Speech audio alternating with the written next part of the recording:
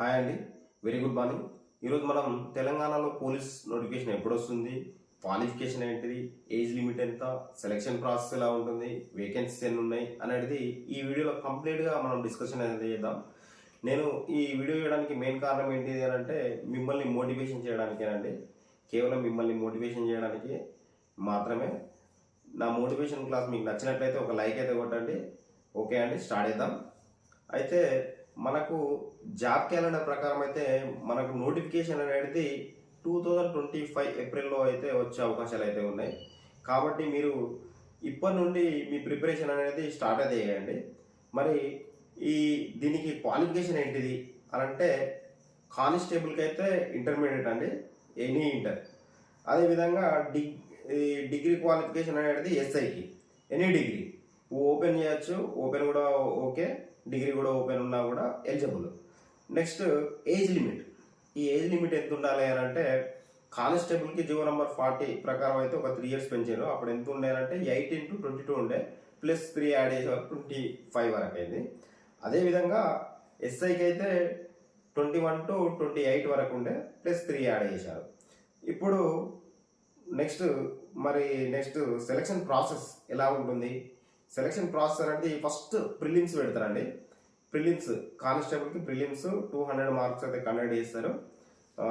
1:5 అంటే 5 questions wrong పెడితే ఒక మార్క్ అయితే తొలగించడం అయితే జరుగుతుంది. పోయినసారి ఇలాగే కండక్ట్ చేశారు.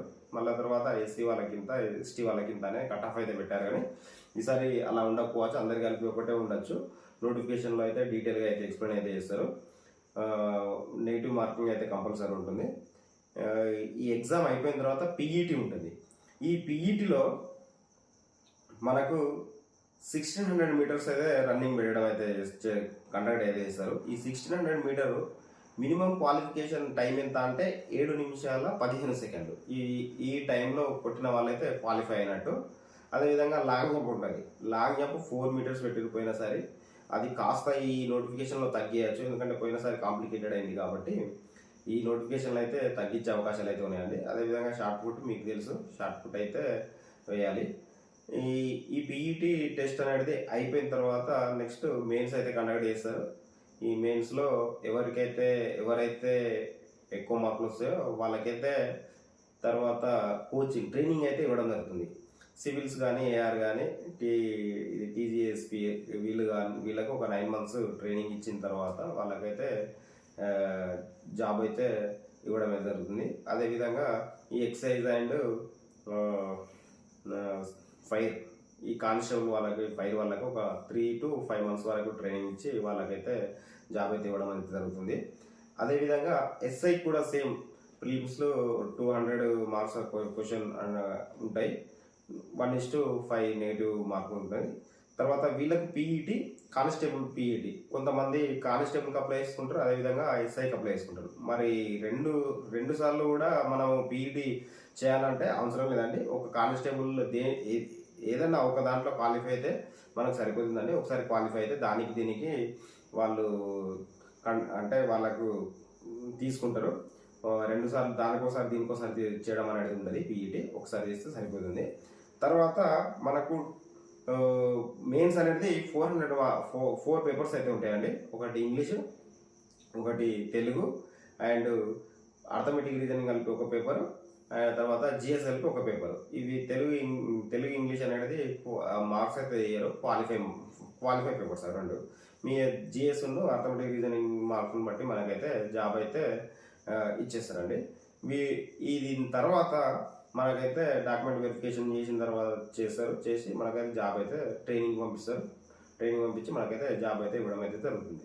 ఇది సెలక్షన్ ప్రాసెస్. అదేవిధంగా మనకు వేకెన్సీస్, మెయిన్గా మనకు వేకెన్సీస్ ఎన్ని ఉంటాయి అని అంటే నాకు తెలిసిన ఇన్ఫర్మేషన్ ప్రకారం, అంటే జెన్యున్ ఇన్ఫర్మేషన్ అని కాదు, నేను గెస్ చేస్తున్నా, నాకు తెలిసి అంటే చాలామందిని అడిగి ఎన్ని ఉండబోతున్నాయని తెలుసుకొని చెప్తున్నా అండి.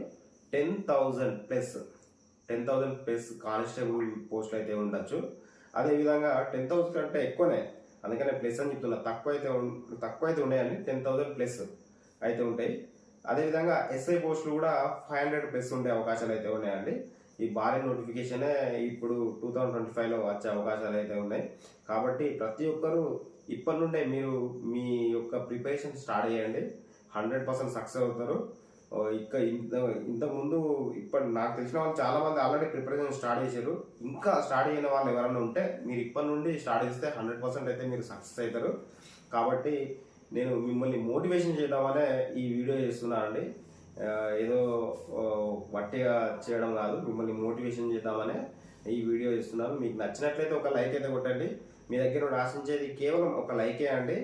మీకు ఈ వీడియో నచ్చినట్లయితే సబ్స్క్రైబ్ చేయండి.